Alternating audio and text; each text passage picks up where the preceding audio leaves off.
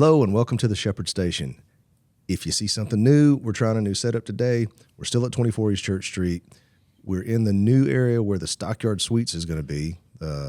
Everybody get ready for that because we're going to have some new stuff that my wife's been working on. A completely separate side of the business. Come down and see us. We are still at the Stockyard. Like I said, 24 East Church Street. Come see us. Great sandwiches, great food, great atmosphere, good people to hang out with. I got Andy, I got Thomas here today. We got a good topic, and Thomas came up with this talking about commitment. And as soon as he sat there and said that, Andy said, "Man, that's what I've been studying lately." So we figure that commitment and consistency is something we need to discuss today. And with that, I'm going to shut my mouth, and I'm going to turn it over to these guys.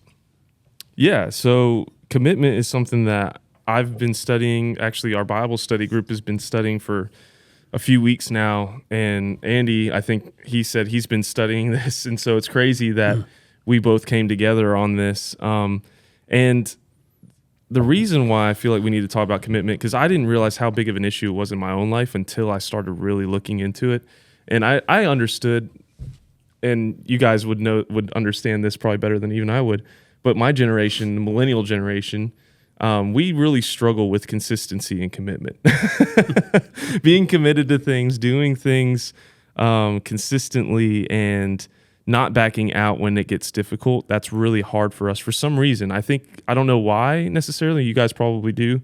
You might have some ideas as to the problem with that, but it's definitely an issue. And so since Thursday, me and some of my friends, Silas and Norman and Nikki, Roxana, all of us, we started this challenge called 75 Hard. Have you guys heard of that? Never heard of it. Okay, so 75 Hard is not a physical fitness challenge. It's a mental challenge, but it sounds like a fitness challenge. Well, too bad, Eric. Yeah, I'm out of that one. Sorry. But it is ridiculous. Well, I knew he was thinking about doing it, and then when you said I was thinking about doing it, and you then said it was a mental thing. Yeah, well, it is a physical challenge, but it's about the mental, because you'll see in a second. So what you're supposed to do is you do 2 45-minute workouts a day. One of them has to be outdoors, though. So you could do like one outdoors, one indoors, but you can't do both indoors. You could do both outdoors. Right. Yeah, so like that. You have to drink 1 gallon of water a day, read 10 pages a day, and you have there's the to, middle part, reading. Okay. Yeah, exactly. And you have to stick to a diet of some sort for 75 days. I'm already not liking this. And and it's so strict. If you go like 2 minutes below your workout, or you read 9 pages, or you miss one little tiny thing, you don't drink enough water, just barely enough, you have to start all over. What does the 75 mean? 75 days. Okay. You had to do that for 75 days. Yeah. Because it's Andy Frizzell, I think, is his name. Yeah. You know who I'm talking about. And so he started this thing because he's saying after 75 days, you will notice, there will be a noticeable change. And it's all about commitment. It's all about structure. Exercising your ability to commit to something and staying committed to that thing no matter how hard it gets. And the reason why it has to be outdoors is because at some point it's going to be really hard. You're going to have to run in the rain. Right. You're going to have to be out in the weather, it's just going to be. We're no strangers to running in the rain. No, yeah. Inconvenience is the key, to building that mental fortitude. He wanted it to be as inconvenient as possible to try to do this. So all of my workouts are outdoors. I mean, all of my stuff is in my barn. Yeah, because you do functional fitness. There's no air conditioner or anything, so I'm either outside, or I'm inside my barn. Yeah, there's a big wide open door there. Right. Too, so, but I do like that statement that you said, though. It's made to make you to be inconvenient. Mm-hmm. Yeah. So it makes you uncomfortable. Yeah. And what was it, David Coggins? Yeah. Isn't that his name? Yeah. You need to become comfortable being uncomfortable. Yeah. Exactly. That's Andy Frizzell, him and Chad Wright are big buds. I like Chad Wright's good friends with him. And, okay. They've been on each other's podcasts and that kind of thing and all before. Yeah. But I do want to throw something out there, just that if you didn't catch it right here at the Shepherd Station, you heard it first from a millennial that his generation does have a problem with commitment. Oh, yeah. No, I think they would all say. No, there's a lot that would not say. That's true. Yeah, that's true. That's true. But, that's true. One thing about our generation, typically, now, I've been in the same career, but I work with 3 different agencies over a 30-year period. But for the most part, I stuck with the same career. Millennials tend to jump from job to job to job. There's basically no loyalty. Yeah, Most that's people, it. and the greatest generation prior to us, what do you call that? Was the baby boomers? Baby boomer, yeah, I'm, yeah, I'm yeah. around the edge Yeah, of the a baby baby boomer. I boomer, guess. yeah. But the baby boomers before that, they went to work somewhere and they stayed there for 30 or 40 years until they retired. Well, look They at went to marriage. one job. They Yep. married to one person. They went to one church and everything for their whole entire life. Right. Millennials are different. That's for sure. Commitment is if that's what we're talking about. You're right. Look at that. Go back to when my grandparents or your grandparents or your parents, just using marriage. Divorce didn't exist. You know, you got married. I mean, unless there Very were few. very few, and there were normally cases of severe abuse or something like that. But it just didn't exist. I watched my grandparents just go at it before, and God loved them both. Or God rest their souls. They loved each other more than anything. But I've seen them go at it. And I'm like, but How do them y'all not stay married? them not being together was never an option for them. They were committed to each other. Yeah. And you fast forward to this generation, you got and I get it. There's people listening to this and they know my history, and they're like, well, who are you to talk? And I know that, but hey, I've been married to my wife now for almost 10 years. Good grief, you got billboards going down the highway. For uncontested divorce, $250. Yeah. Call. Yeah. Right. It's like the society now is, hey, don't worry about anything but you. It's easy. Whatever's easy, whatever's convenient. Whatever's easy. Hey, what generation are we in now? What is this? Gen Z would be the next one. Then there's one even after that, which would be like my children. Okay, so you're Z's the last letter in the alphabet. Where are they going? I know. I don't know. I guess they're going to move to a Start different over. alphabet of some sort, maybe Greek or Gen AA or Alpha. something? I don't know. A plus or I can't remember. They do have a name for my kids' generation now. I don't remember what it is though. the only one I'd ever heard of before was baby boomers. I Until know. they started coming out with. Oh, all this I know. other It's stuff. like it's all like so pervasive now. But anyway, so that commitment thing for sure. And I agree with you. There's somebody that just passed away that I knew. His name was Wig Blankenship. A wig. Oh man. And Wig had his issues, but I will say this about him is that when he committed to something, he was 100% committed to that thing and loyal. I mean, he worked at, I think, the paper mill it was the paper or the peanut mill. I can't remember. He'd always tell me, but I mean, he worked there practically his whole life. And it didn't matter the pay. It didn't matter how hard it was. He'd tell me how difficult it was and what he'd have to do and all these things. But I mean, he was there, I think, for 30 or 40 years, And so I hear those stories all the time where it's like these people, are just committed and they're loyal no matter what, no matter how hard it gets. They don't make excuses, these things. And so the first question we got to ask is, what is commitment? And we'll let Andy speak into all this in a second because I know he has all these thoughts on it too. But I just want to give the definition of what the definition of Google is. It says the state or quality of being dedicated to a cause or activity, etc. So it's a verb. It's the state or quality of being dedicated to something, which means it's got to be about your mental perspective. You're not willing to make excuses. You're not willing to say, I'm going to pick something different, or I'm tired of this now, whatever. It's that no. Once your yes is yes and your no is no. So, Andy, what do you have to say to that? Commitment. There, I do a talk to law enforcement and aspiring law enforcement officers and law enforcement leadership, and in that talk titled "Bear the Sword," I have 4 characteristics that I think are necessary to be a good law enforcement officer. And those characteristics are commitment, courage, integrity, and compassion. And I go through each one of those and provide examples. And a while back, I'd asked the Lord, I'm like, Lord, would you just help me? He gave me this Bear the Sword presentation. It's all inspired by God. But I asked him, I said, Lord, would you just please give me another way to relate some of this information that you've given me in Bear the Sword and make it applicable to another audience, whether it be Christians or business people or whatever the case may be. And I've been working on adapting it for numerous different audiences. Yeah, that's right. But I've been asked this coming Sunday night, I've been asked to deliver a message at a Mount Zion church down below Cottonwood for Derek Womack. He's a pastor down there.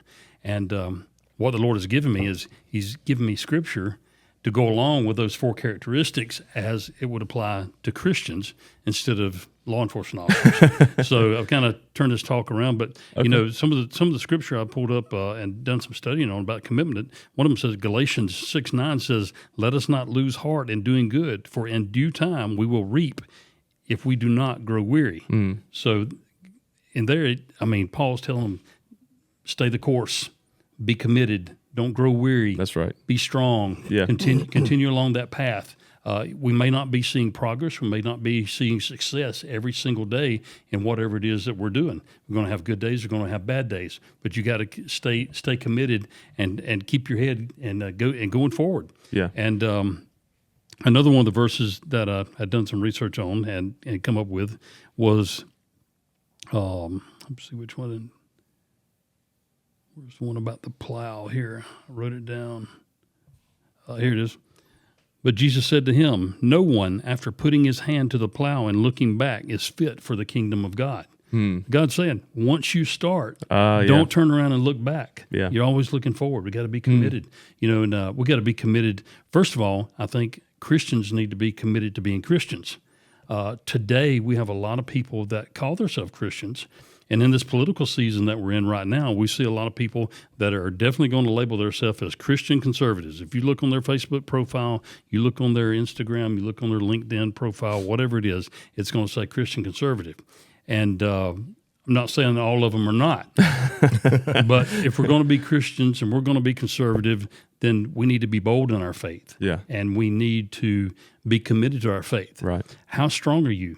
Commitment. Another thing about commitment is if somebody asks you in a setting at work or a public setting out in a social, you're at a dinner party and people are sitting around drinking or whatever the case may be, and somebody asks you about your commitment to your faith, are you going to say, I'm a Christian conservative, like everybody else is? Or are you going to say, yes, I'm a Christian. I believe in the Word of God. Yeah. I follow Jesus. Right. The Holy Spirit convicts me daily of sin. The Holy Spirit guides me to do whatever it is that God wants me to do. I seek God's will every day. Are you going to come out and be bold in your faith and say things like that? Or are you just going to say, I'm a Christian conservative? Just like everybody else does. That's easy. That's a cop out there. You don't have to have a whole lot of a commitment to just say that. But you really got to examine yourself as far as the topic of commitment goes, to being a Christian and to being anything else, as commitment pertains to anything else, whether it be your marriage, a friendship, a job, another cause that you're committed to, whatever that may be, a charity or anything else. Are you truly committed? Do you have that commitment? Rabbit trail number one. Yeah. Rabbit hole. Yeah, rabbit hole. Yeah. We kind of walk down a trail and can come off of it, but yeah, you're right. So let's see how deep this one goes. Why do we always, you hear that, I'm a Christian conservative. We're kind of putting a double speak in there, aren't we? As I say double speak, maybe. Yeah. Oh, yeah. Wouldn't Christian values be conservative for the most part? Why do we have to add that in there? I think that's more of that's the political side. That's a political side. Right. That's a political social term of being conservative. Yeah, it's an easy way for somebody to say, well, that's what I believe. I'm a Christian conservative, and then move on from there. Yeah. I don't know why we have to throw that in there. I don't know why I felt like a lot of politicians are going to say that I'm a Christian conservative. Yeah. Does their life? I'm not casting any stones or anything, because I'm a sinner. I sin every single day, and people could hard examine my life and find things also. But are these politicians out there that are claiming to be Christian conservatives? Do their actual values? Does their life actually reflect that? Right. Does their commitment actually reflect what they say that they are right. when it comes down to the nitty gritty? Let me ask you this: politicians. A lot of politicians say, and this is what politics is about. This is what government's about. It's supposed to be representative of the people that you serve. Okay, if you're a congressman in the 2nd Congressional District, Barry Moore is our congressman in this 2nd Congressional District. You're representing the people in this one specific district. Okay. What if the will of the people? And I'm not throwing Barry in this or anything like that. I'm just using that for an example. But if the people in your district, the majority of them, said, we want full-scale government-funded abortions, are you going to go to Washington and vote the will of those people? Wow. Because you're supposed to represent them? Or are you going to vote as a Christian conservative when you should be 100% totally against abortion. That's right. Yeah. Are you going to vote to maintain your political career, or are you going to vote to maintain your commitment to God and commitment to His Word? That's a hard question, Andy. That is a good question. I'm not, like I said, I mentioned Barry's name because he is our representative. Yeah, but and just he's a very, that's good, the very good position. one. But it doesn't matter if it's him or if it's Marjorie Taylor Greene in Georgia, or if it's, if it's one of our senators that represent the whole state of Alabama. Your question is really good. It's hard because it's a very hard question. I'm gonna be honest. I don't know of very many career politicians that would stand up and. If you say you're a Christian, it's easy to sit there and go, what do you believe? Well, I'm Christian. And a lot of times, and look, I'm like you. I'm a sinner. I'm a horrible, crappy person. I said it, okay? Yeah. And I sin every day, and by the grace of God, he allows me to continue to talk to Him. But somebody sits there and says, well, I'm a Christian conservative. Okay, what does that mean? I find that people that aren't, just a little bit that I've been dealing with over the past few years, I find that people that aren't truly 100% committed to that kind of value, well, I'm Christian. Okay, well, what does that mean? Versus somebody that says, you know what, I follow Jesus. Mm-hmm. I find that when people sit there and say, and that's what comes out of their mouth first, and they refer to Jesus, they actually, like you said, boldly use the name of our Savior, you find out that that's a little more real. Yeah.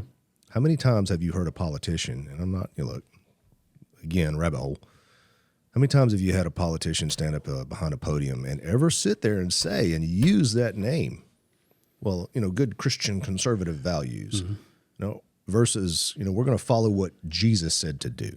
Yeah. I mean, it's just a thought. Yeah, no, that's really good. Are you willing to get up and say what you really think or what's really in your heart and maybe not get votes? I mean, you got to be, no matter what, you got to be true to yourself, be true to your beliefs, true to your Lord and Savior Jesus Christ. If you truly are a Christian, you've got to be a Christian before you're a politician, or before you're a government official, or before you're a representative in government.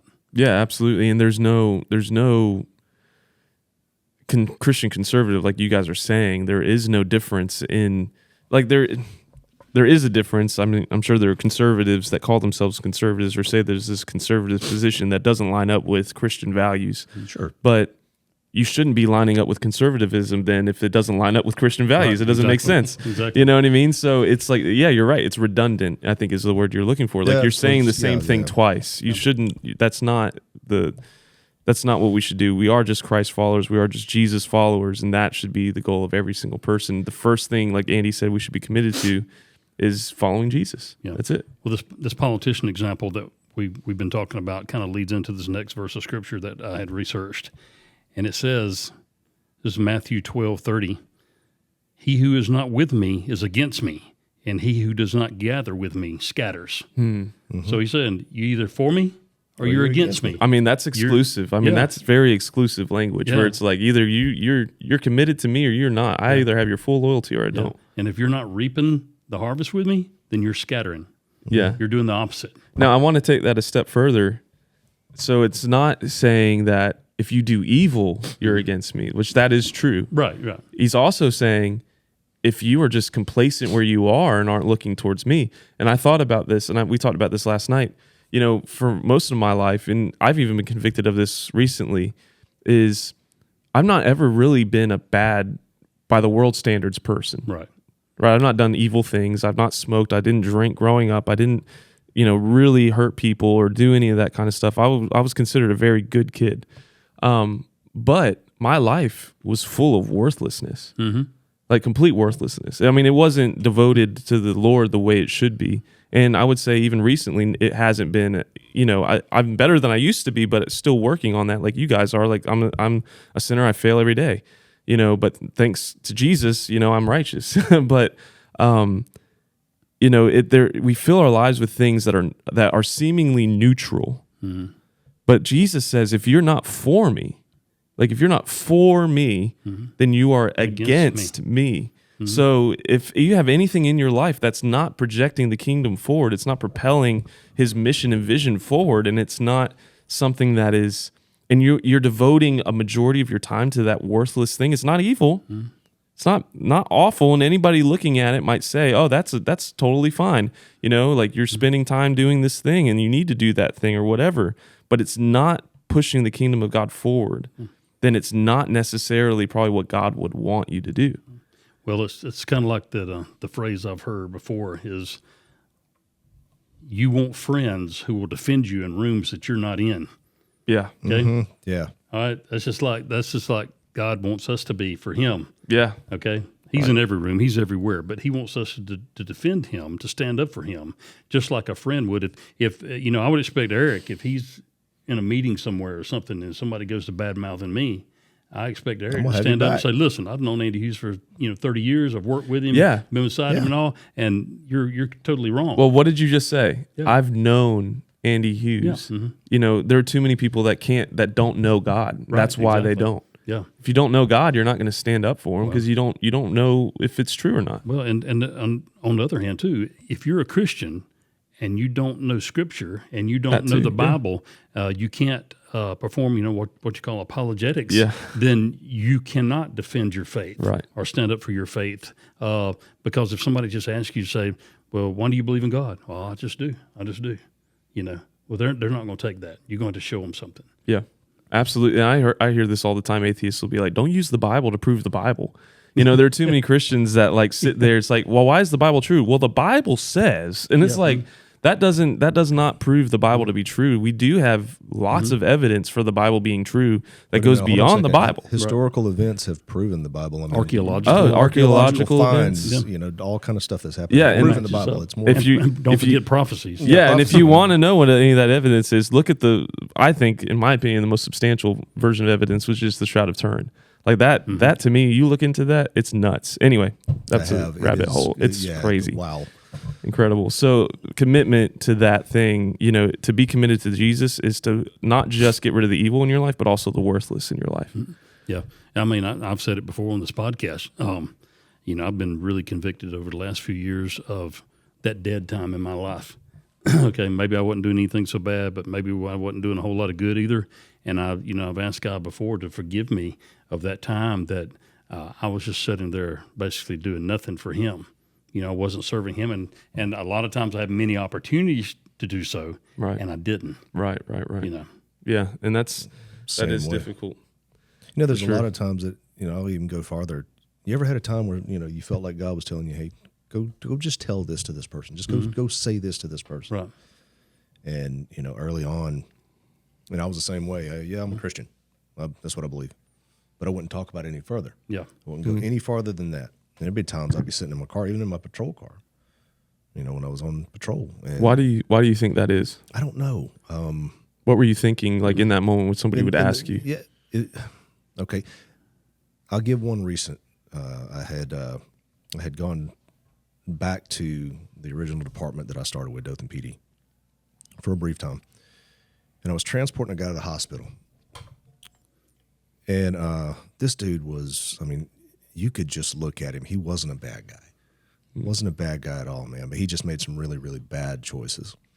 And you could tell the weight of the world was on his shoulders. As a matter of fact, I think I shared this at church.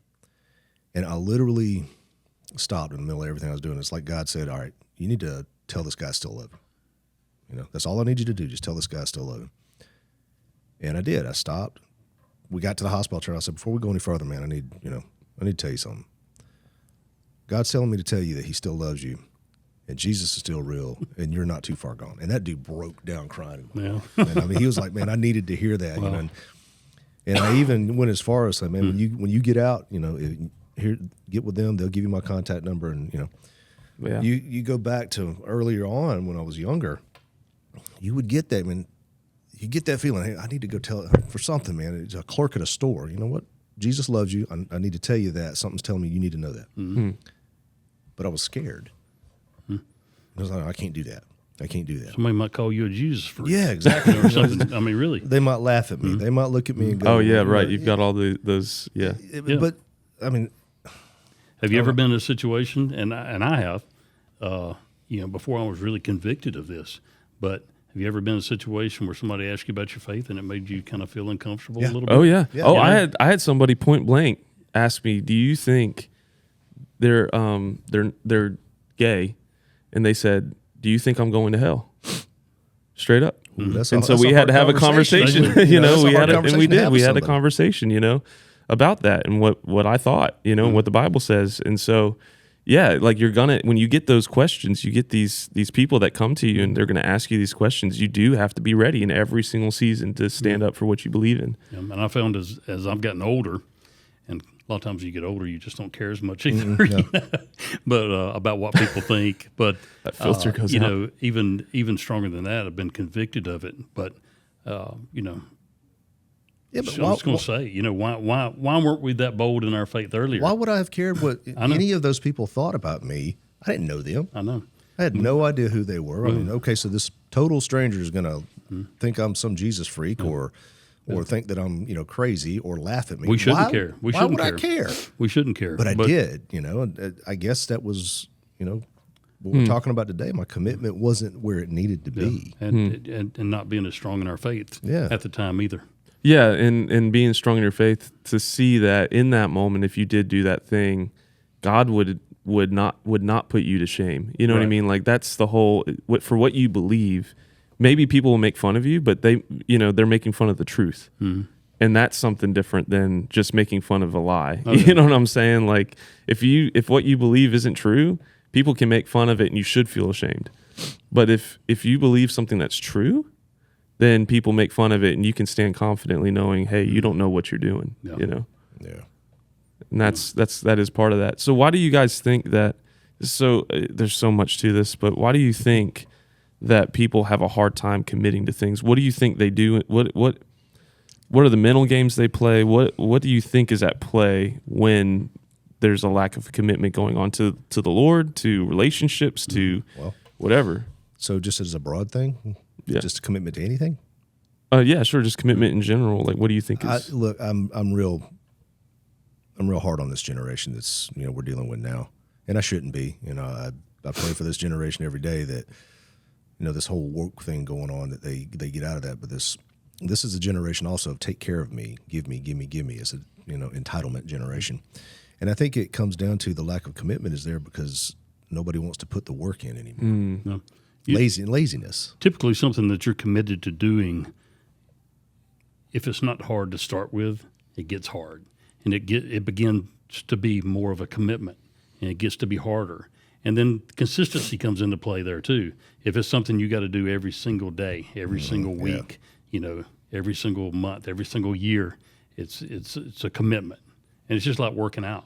And my commitment to working out, it's not as strong as it has been in the past. Pain and injury tend to slow that down a little bit. Yeah, I've had to adapt my workouts from what they used to be, of course. But commitment in and of itself is hard. Yeah. Plus, at the same time, and that's for anything. It doesn't matter if it's physical or mental or emotional. Right. Well, okay, so we'll just use a police academy or boot camp or SWAT schools that we've been to.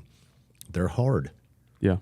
They're designed to test you. They're designed to break you because you're going into an area where you don't have the option of stopping. Right. So, but at the same time, your commitment can stay strong in that because you know that there's going to be an end to it. You just got to finish it. Now, you move that into Christianity or following Jesus, that there's no end to that. And it's like Andy said, you've got to be consistent and you've got to commit daily. And I think that, I don't know how to put this. Those are good qualities to have, but are they also qualities that the devil can attack? Yeah. Because, a day in, day out, especially if you're not seeing anything, what you would believe to be results out of things. Yeah. Is your commitment or your consistency gonna start to falter a little bit? Right. And And then when that happens, you've got the devil in your ear.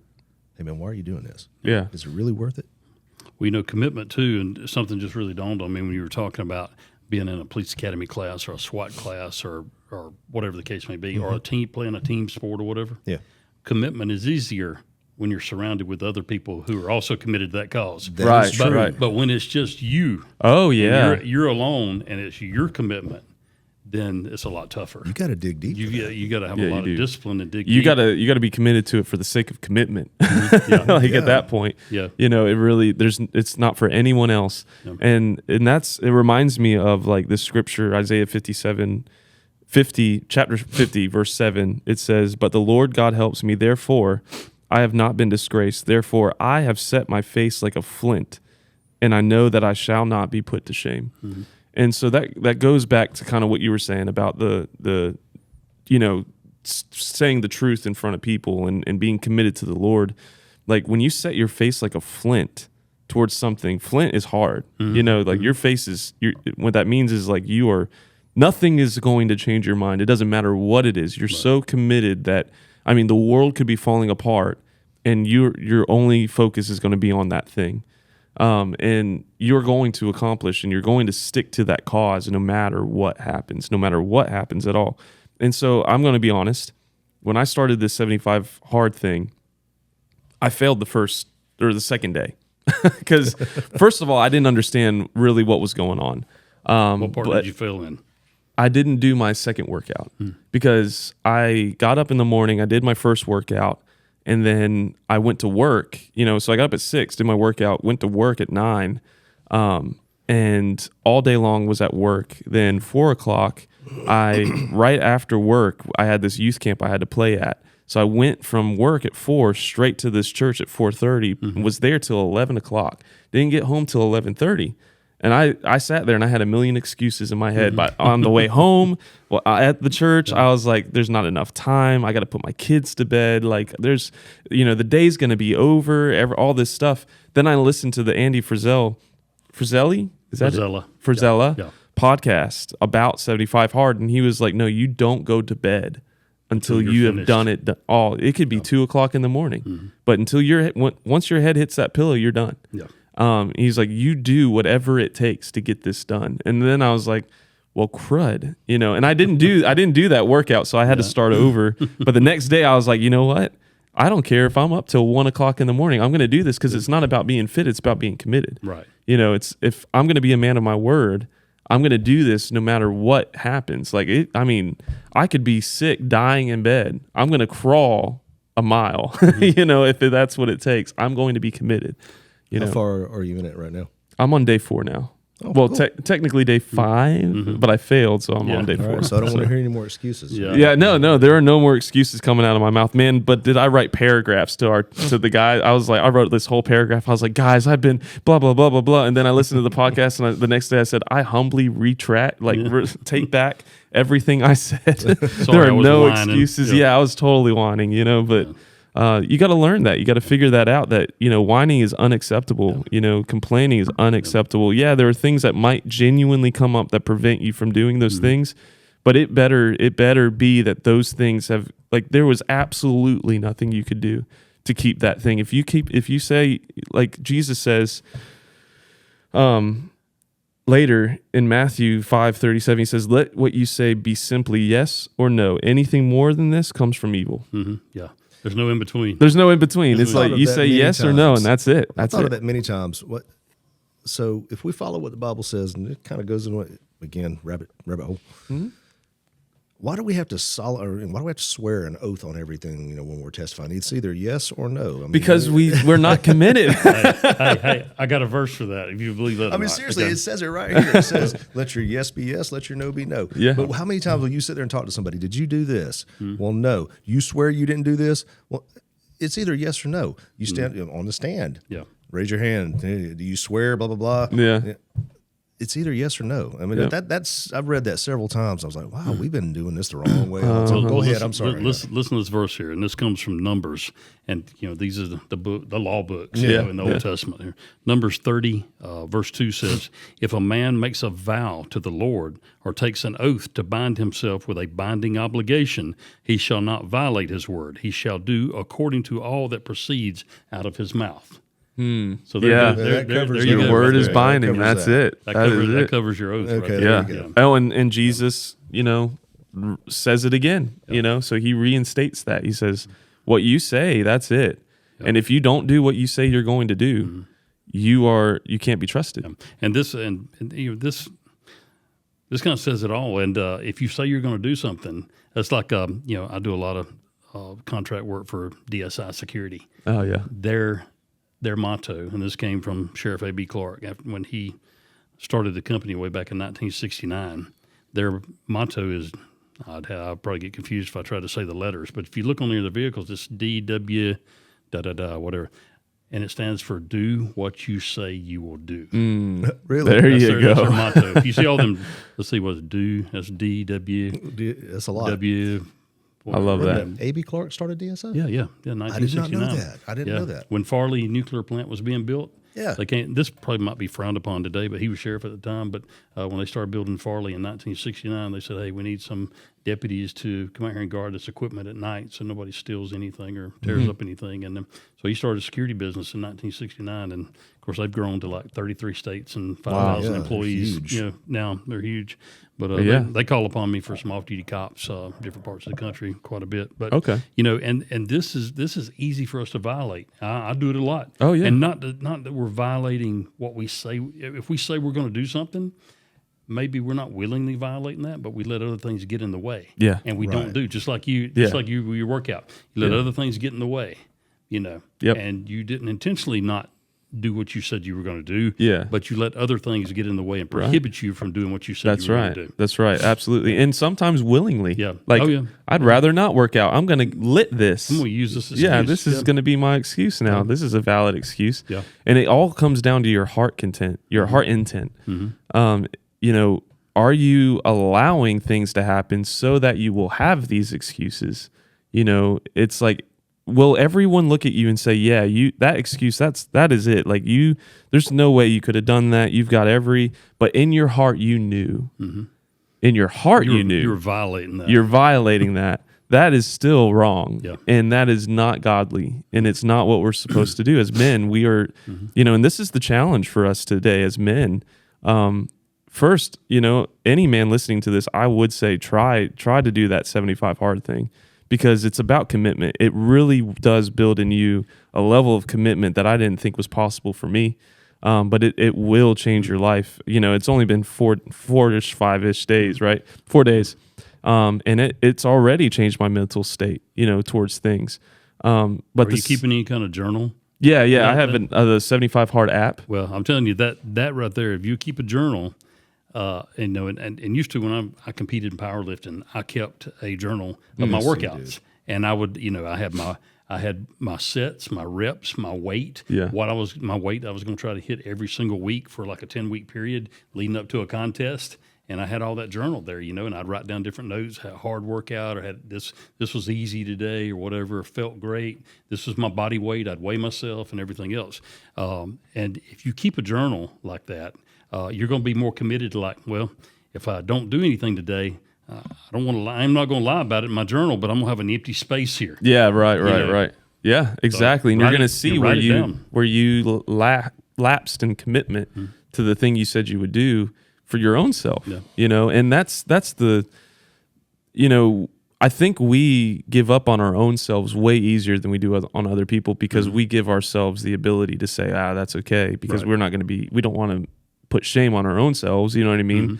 But sometimes we look at it like, well, if we're the only ones that are going to know about it, then hey, it's no big deal. Yeah, it's no big deal. I'm hiding it. But that definitely says something. Well, it's God like, knows about it. You know about it. It's like look, if you said you're going to do something, even if you're the only person that knows it, there's something about that is, it's like Andy said, God knows. But it does something. Your conscience is going to eat yeah, you up it does about something that. to your character Yeah. when you don't do what it is you said you would do, even if you're the only person that knows it. If you made a commitment to yourself and you don't keep that commitment, it does something to you. And so it's important that we, in everything we do, even if we promise our own selves we're going to do something, that we keep those commitments, Right. and not and keep them the same way we would as if someone's life was depending on it.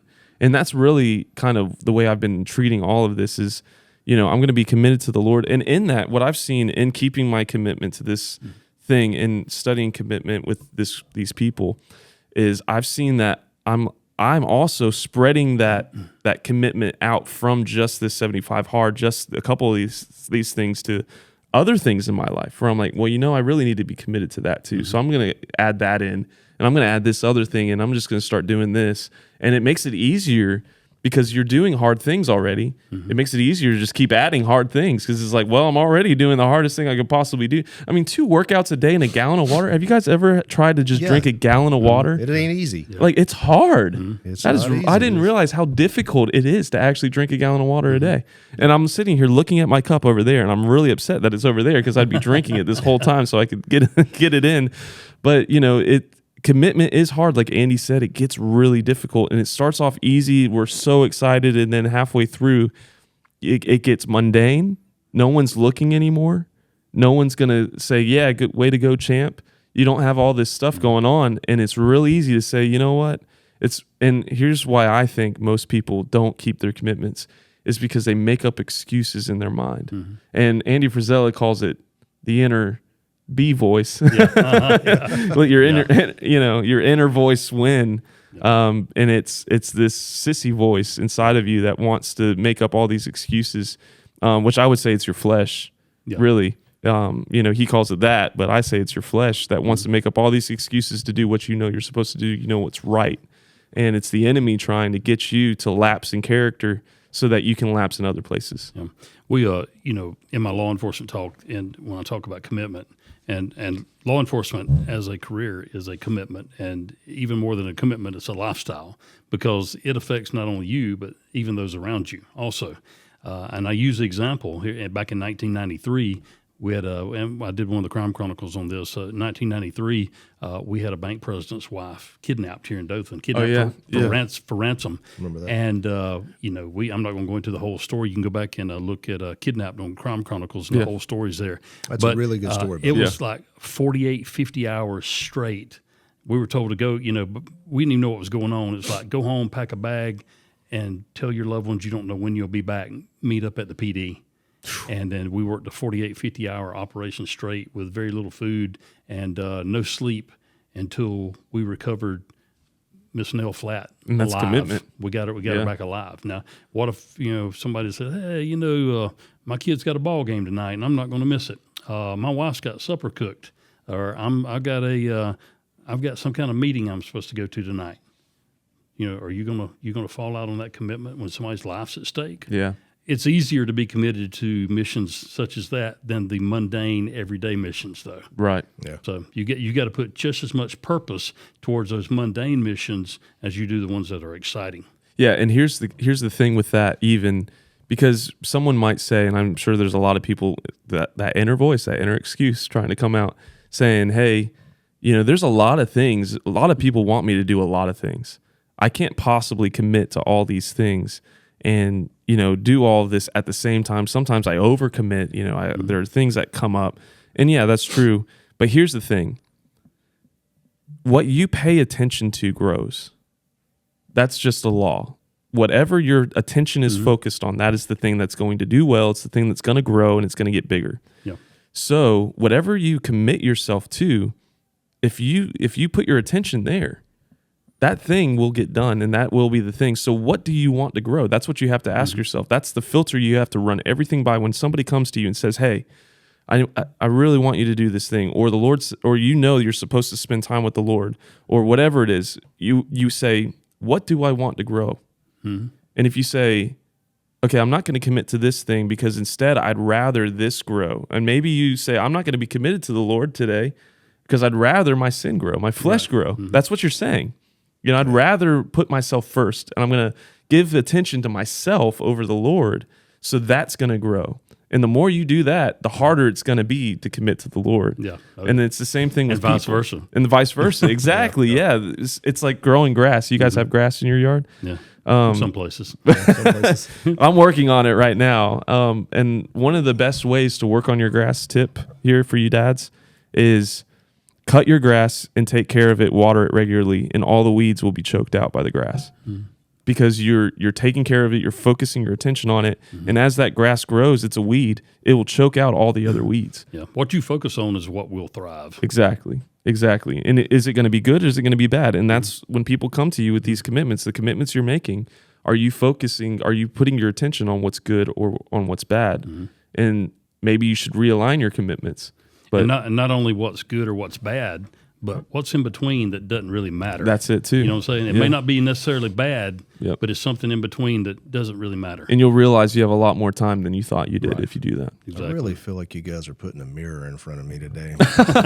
Hey, me too. Me too. That's why we're No, talking it's about this, good. because I we've mean, already sat there and I'm learning, or I'm not learning, I'm getting as much out of this as anybody that's listening, man, because, wow, I'm reflecting on, I don't do a lot of the things that I should do, Yeah. you know, Well, and It's tough, and it boils down to discipline. And I know you've read some of his books, but I've read pretty much all the ones that he put out. The nonfiction one was the first one that I enjoyed the most, really. But Dick Marcinko. oh yeah, I've read all his stuff. But Dick Marcinko, he was the founder of SEAL Team 6 and the first commander of SEAL Team 6. And one of the things, and I've told my kids this numerous times, and Marcinko said this to his guys. He said, "You ain't got to like it; you just got to do it." exactly. You know? And I said this last night to these guys because I had a choice. You know, I had a choice. I could either not do my Bible study, do a workout, or do my Bible study and not work out. And I was like, you know what? I'm going to do both. Yeah. Like I'm not gonna Do your give in Bible to this. study while you work out. Yeah. So I went walking around and they were on the phone and I was doing my Bible study. And I said to them, Oh, though, you did actually do that. yeah, I did. I did Awesome. actually do I like that. it. And so did Silas. We both had the same idea. Anyway, so we were talking, and I was like, you know, Andy Frizella said that I have to do this no matter what, but he didn't say I didn't have to complain while I did it. And then Josh came on and he said, well, you know, Philippians says that you should do everything to the Lord without complaining and without mumbling. I was like, well, if you hadn't said that, I would have been fine. But now that you said it, I have to live according to that. Yeah. Well, I got another verse here. Colossians 3:23 says, "Whatever you do your work heartily as for the Lord rather than for men." That's right. So your job, your marriage, your hobbies, whatever other things that you have to do it just like you're doing it for God, Yeah. because truthfully you are. Yeah, you are. Absolutely. And one thing that really gets me, and I mean it really a saying that really gets me, because I'm the epitome of this statement sometimes, but it's like they say, the way you do one thing is the way you do everything. Yeah, that's good. That's really good. And that really does come down to discipline, like you said. And commitment, I think, is the practice of that discipline. It's getting that when you're committing to something, you're dedicated, you're setting your face like a flint, like Jesus said, Isaiah says. And then it says also that Jesus set his face towards Jerusalem, and then he went and he sent them out and did all these things. Like, it's this idea of like, you are dedicated to the very end. And I think we'd be remiss or whatever, we'd be really missing it if we didn't mention that Jesus' dedication and commitment to us on the cross. Oh, the ultimate commitment. Yeah, that he absolutely did, like Isaiah said, set his face like a flint in the face of complete adversity. And he had every single excuse under the sun. I mean, he sat there and, they were coming, those excuses were coming against him, because he sat there in Gethsemane. He said, Father, if there be any way that this cup pass from me, take it from me. Take it from me. Okay. Definitely the ultimate show of commitment. There's no doubt about it. Do you think that Jesus knew exactly how they were going to do that, Dan? No doubt. Okay. So simple questions here. Do you think that they knew, or he knew, that he was going to be turned over by Judas? Which is painful in and of itself. For most people, if somebody that you feel is close to you and you've brought into your circle. The Bible says, I mean, he knew it and he still washed his feet. Yeah. And he still washed his feet. So Yeah. there's a show of commitment there. He's betrayed by his own people. Yep. Which is painful in and of itself on an emotional level. But then, do you think he knew they were going to? Let's go into the scourging that they did. Was it called scourging? I think is what it's called. Oh yeah, I mean the absolute torture with the people have it in their head that it's this cat o' nine tails, little leather whip, whatever. No. Violently. I mean, most guys died from it to start with anyway. Right. Yeah. Before literally being crucified. Yeah, before being crucified. Yeah, right. They didn't even make it. The flesh out of his back. I mean, exposing organs. Yeah. The blood loss alone. Most people are not going to make it through that anyway. So do you think that he knew he was going to go through that? I don't know. I don't know that you can say what we knew Jesus knew, Right, but- because it doesn't really say. We don't know, but I would assume I would because like he's to- God. Jesus was God. Yeah, I would like he- in human think that he form. knew, Yeah. what he's going to go through He's there. omnipotent. All the way down to, let's talk about shoving the crown of thorns on his head. Down here in Alabama, we've got wait a minute vines all over the place, right? Everything is little thorns. They catch you. No, we're talking thorns. Yeah. Yeah. We're talking. Yeah. We're talking Well- horrible, and they the beatings that he took, the mockery that he took. Right. Having to Walking bear his own cross. bear his own cross Yeah. up the hill. I think there were some things reserved for the Father, and then some things reserved for the Son, because Jesus says no one knows the day or the hour, like not even the Son of Man. Right. So like there are these things that I think it's a mystery to us, just like the Trinity is a mystery. Like we don't understand it, Right. but and how it works. Like if God's omnipotent, how could Jesus not know those things? Yeah. But I will say it would show his level of commitment more if he didn't know the grimy details of the torture, that he would subject himself to all of it, not even knowing. He know. obviously knew though that he was going to go through something horrendous. I have a different thought on that. I think he did know everything that he was going to go through. Yeah, it's definitely possible. I'm just saying there is also the possibility of he knew the he other, was going to be so. crucified, and the Romans. If you've ever done a study into the crucifixion itself, the Romans had that down to a science. Yeah. There was literally no way for the victim to find any relief. If you let yourself hang, suffocate. you're going to drown in your own fluids Yeah. because of the way that it separates the chest cavity, and your lungs start to fill with its own fluid. Yeah. If you try to get relief from that, you're putting so much pressure on Your the hands feet, and your feet. hands and your feet. It's just. They had it. I mean, normally it's over a 3-day period. That's what I call capital punishment. That's capital really, punishment. That's true capital They punishment. had it Yeah. down to a science. Oh yeah, and it was Yeah. horrific. Probably one of the worst ways that you could be executed. most inhumane. And he for had sure. to know that he was going to go through this. And I think that this is my belief. God knows everything. Jesus is God. We know this. So I believe he knew he was going to go through all of that. Now, I see what you're saying. Yeah. To willfully walk into something not knowing the full details. And still commit to and it. still commit to it. That is a level of commitment. Yeah. But even knowing that you're going to, because I'm going to tell you, about the first 5 strikes from that, during that scourging, I know that I'm probably going to be sitting there having a different mindset. Yeah, And right, most right, people right. are. Oh, absolutely. But he knew he was going to go through this, and he still Went through it. Went I think through it his all mind the was so set, like it was. His mind was so set on the cross. He knew that he had to get to the cross. I'm pretty sure, and in all of that, like I think also the details and everything, like you said, I would hold that he did know what he was doing or what was going to happen to him. Which is why he felt the way he did in the garden. Right. That would make the most sense. I think it's safe to say that whatever you believe, whether you believe he did know exactly or he, didn't know all the details, whatever. Yeah. The level of commitment Yeah, that was displayed exactly. for us Yeah. was probably, like you said, Andy, that's the most. You can't find a more It's the most extreme form form of capital punishment. of commitment or level of commitment throughout humanity. Right. Yeah. And if we could mimic that, then we're never going to be able to reach it. We're not God. We're not Jesus. But if we could aspire to be that way with our commitment, with our consistency, I think that's really all we can do. Yeah.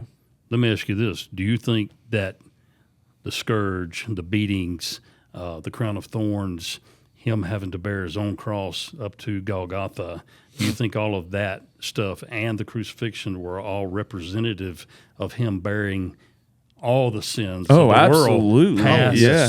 I believe current, so. Yes. and Oh, future absolutely. sins of I the think world you could sit during there all that? and I go think through so. the some symbolisms and the Right. categories where he dealt with those things as he went through, and there's this is just a side, rabbit hole thing real quick, but the robe they put on him, right, was that dye. color, yeah. The snails that they got were poisonous. It's when the actual the dye that they would put on in that, if it would touch a wound or something, would sting. And So he had even that. yeah, not only was he in pain, but they inflicted it even more so because of that, that robe they It's had like put on him. pouring alcohol into a Yeah, wound or exactly. something. Yeah. So it wasn't enough just to, because any somewhat normal person wouldn't have gone through that kind of stuff. Yeah. But they were They would have had to straight fight up. me. They would have killed me before we got there because there would have been a fight. I'm not, Yeah, it's I'm like not what are doing you? without This a isn't fight, even you know? look. This isn't even part of the You're gonna normal, earn the this. standard Yeah. stuff here. You're adding stuff now. You're just making stuff up now. You know, It's like That's I not got, even. it's like I heard a guy one time. He said, you may put a whipping on me. You may not, but either way, you ain't going to enjoy it. You know? You're going to remember it. I That's right. promise. Yeah, and I think it's so But he important. willingly done that. Yeah, I was about to because- say, and that's why it's so important that I think the Bible says that he was quiet. Yeah. You know, that he didn't. He bore it the entire time. You know, because it means he was so committed. There was no excuse. There was nothing he was going to come up with when he had every single excuse. There's no Navy SEAL or SF training or Hell Week or any kind of training for an MMA fight or ultra marathon or anything that were typically what we call people tough guys. Yeah.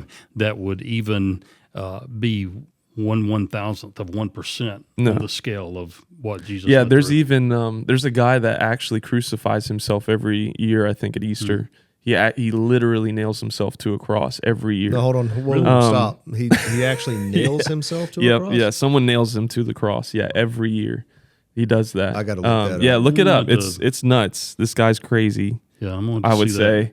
But even that doesn't come close to what actually happened. You know, so there are people that have tried to kind of bear that Replicate thing, something, yeah. replicate something. Well, he does it not calling himself Jesus. He Right, does yeah, it yeah. in to bear his Honor, suffering in that same way. And you can look Which at the same is kind of kinda commitment from his crazy. disciples too, because I don't know. It's all been really interesting. I'm at that point now that I'm trying to study as much about the disciples too, because Peter really interests me. I kind of feel like I relate to Peter because I'm about as hard headed as he was. No. You know, and the fact that these guys were able to continue the ministry and go throughout what they did, and each one of them. I mean, Jesus even tells them, "You're going to be killed," And they were. and they were. Yeah. All but John, right? And we really don't know exactly what happened to John. He was thrown in when he boiled in oil. Yeah. that was- Yeah, that I don't know how he survived that. But I mean, there's this commitment that comes from all of it. But going back to Jesus, what did Jamie Short used to tell us? 1% of the entire world's population is what they call a true, pardon my language, people, Right. badass. Yeah. Right. Yeah. You know, If that, I wouldn't it might not think even be that. 1%, but 1%. Seriously, that guy actually does that every year. How does his hands and feet survive that? I don't know. I have no That clue. is How does he It's heal? a tradition or something that they do. I We can won't see him show tying it. itself. We won't yeah. show it because it's a little Yeah. graphic, but Yeah. they Literally, they this do. guy does this every year. Yeah, it's a tradition. Give everybody the link for that. I mean, Yeah. I think we can put up stuff like that because I think our audience can take. Yeah, they that. can Okay, take yeah, that. I yeah, think we it'd be can fine. Yeah. for sure. But going back to what I said, Yeah. with him saying, and it's a true statement, I think, and it might not even be that. You know that 1% of the world's population is what they consider a true, quote, badass. Right. I really think, not being blasphemous here, but I really think Jesus would fall into that. Oh yeah, No, there's no. The highest percentile. Yeah, yeah, absolutely. I mean, that is the ultimate. Yeah, especially since he didn't have any reason. Like he was so innocent. There's no reason for him to bear that at all. Yeah, and he could have stopped it. Yeah. And called 10,000 Oh yeah. angels. Oh, absolutely. Yeah, absolutely. He could have. And so, yeah, the ultimate commitment Jesus made. So therefore, we have no excuse. No. We don't have any Any excuse. commitment we make is minuscule. Oh yeah. compared- Oh, 100%, 100%. And that's the way God designed it, I think. Hey, suffering is good for you. A lot of people don't want to suffer. They want to, they want to always be comfortable. They always want to be in a situation where things are not hard to do.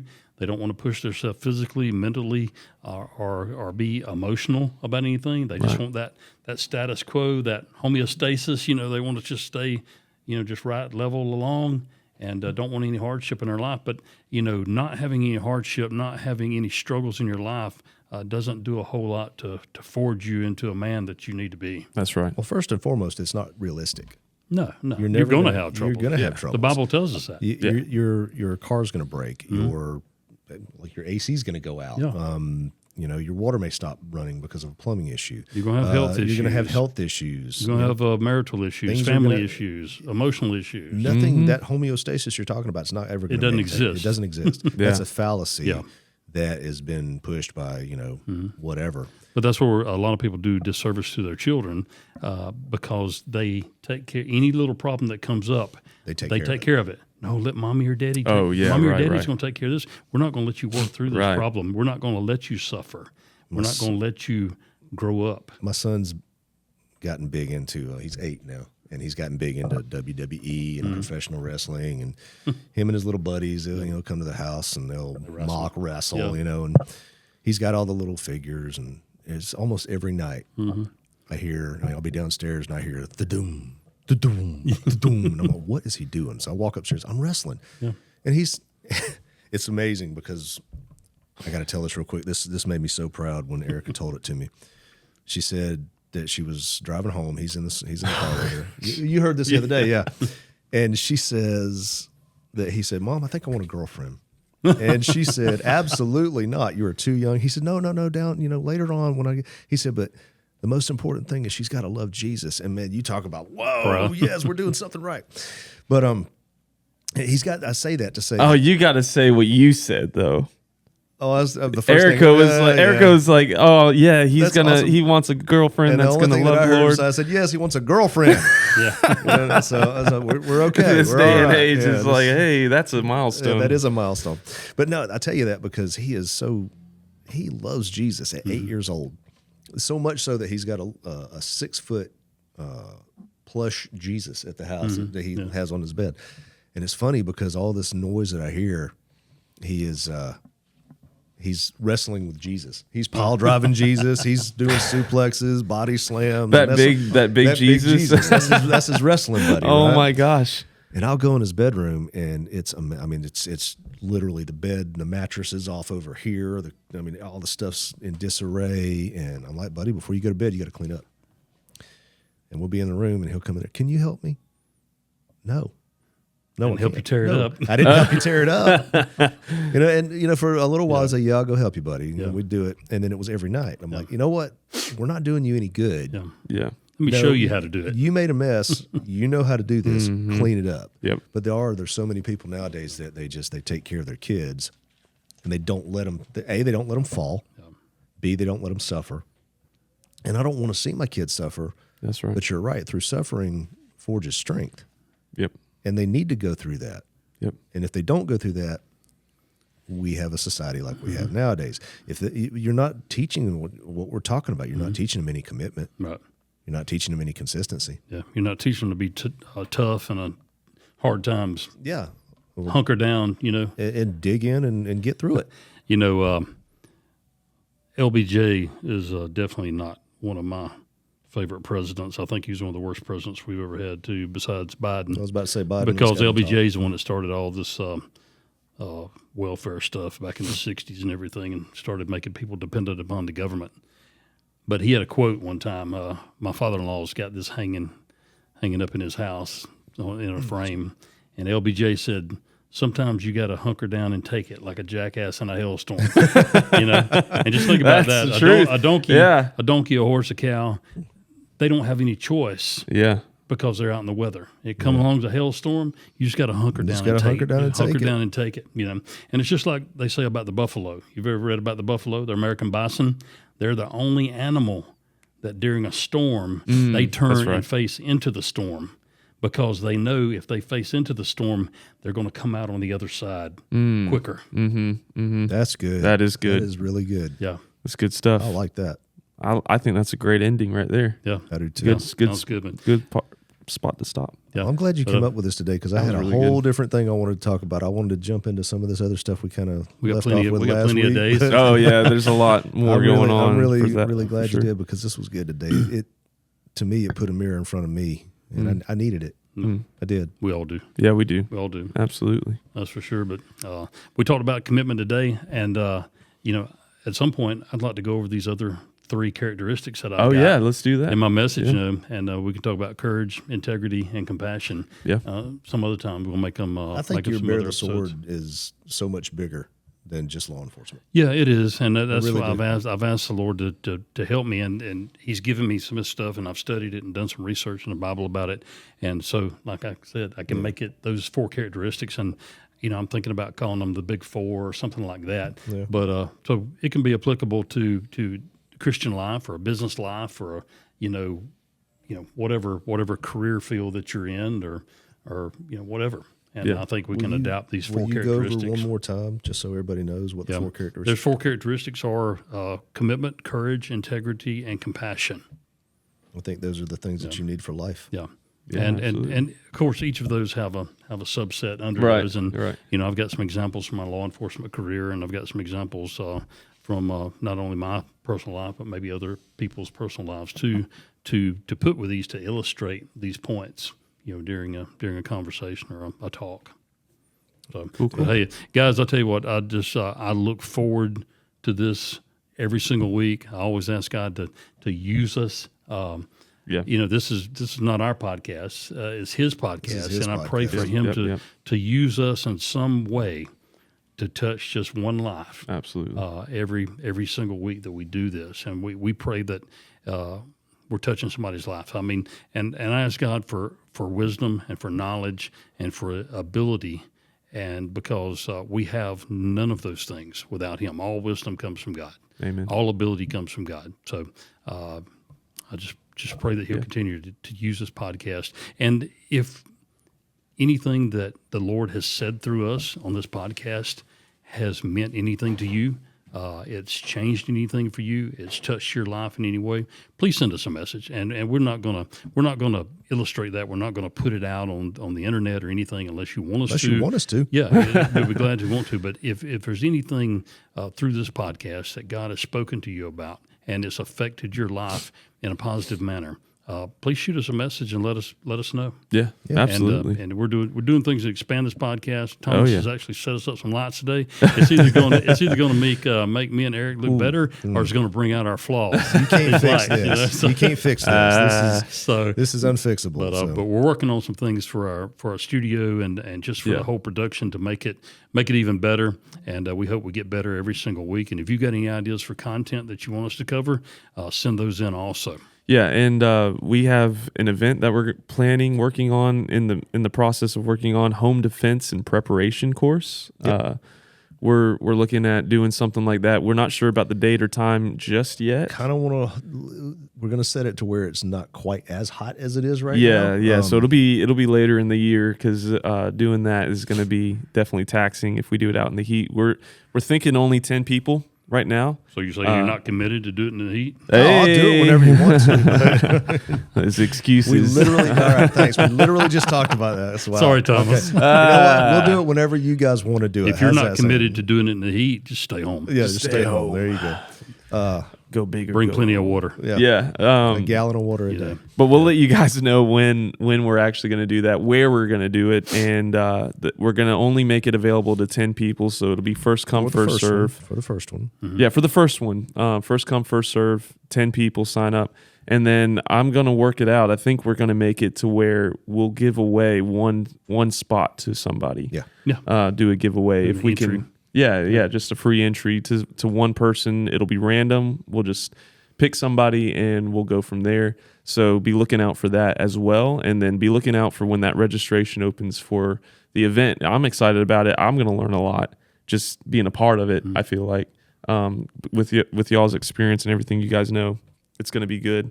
We'll also like and subscribe, stay up to date. If you just follow us on every platform, and we're everywhere. TikTok. We're on Facebook, Instagram, YouTube, Spotify, I still Apple haven't downloaded Podcasts, TikTok. I can't believe we're on TikTok. Yeah. all those places. So yeah, you can follow us there, and then on all those places, you'll know when we are going to be launching this event as well. So you'll be able to stay up to date. Yeah. And share our content with your friends and family, also co-workers. Thomas is. Me and Eric are not capable of doing this kind of stuff, but Thomas is our technical expert. But Thomas is putting out a lot of different shorts, what we call shorts. Yeah. And there's some short videos that may be 15 to 30 seconds in length. Good messages. And it's good messages, and it's intended to generate interest in our full length. Just highlights of everything that we podcast talk and about. Our Yeah. Crime Chronicle stories Yep. too. Yep. So, Absolutely. So that's it. With that, we thank you guys for watching. Thank you for listening, wherever you're listening, whatever platform that might be. Keep listening, and we'll see you next time. We love you.